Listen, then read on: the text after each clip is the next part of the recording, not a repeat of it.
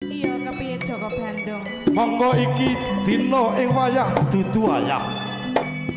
Ing atasing kowe iku bocah wadon kemawani. Lumebu ana sak tengahing peperangan. Ana kuwi ganti apa Jumrang? Aku arep nglabuhi kakangku Prabu Gupala sing wis mbok pateni Jaka Bandung.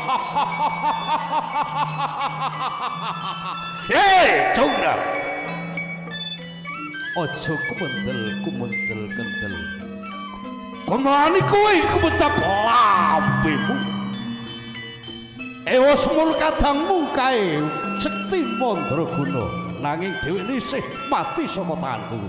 Aja meneh ing atase kowe. Prayigane ora susah bela pati kelawan kadangmu tuwuh Prabu Gupala kae. Manut karo aku. Minangka dadi putri boyongan. Tak muktekake ana ing negara iki. Jaka Bandung, aja ngina aku. Senadyan aku ki wanita nanging aku wanita ning prajurit Jaka Bandung. Ayo tenang. Ning sepisan maneh. Aku mundhut karo kowe. Ladenono aku. Eman-eman ayumu. Mengko mundhak siset kulitmu. Yen wis tandingan kelawan Bandung Bondo Wasa Jumrang. Manut. Aku bakal tetep bacut Jaka Bandung.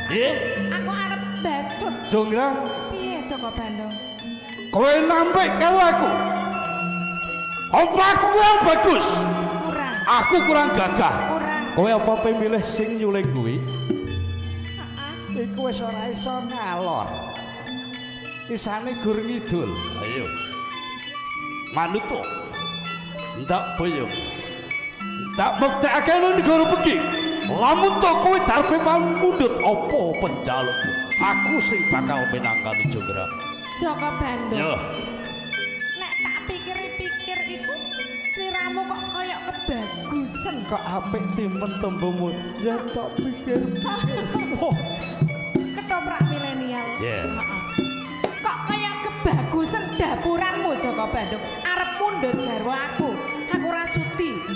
Nanging yen kowe tresnatan karo aku duweni bebono Jaka Bandung. penjalukmu apa?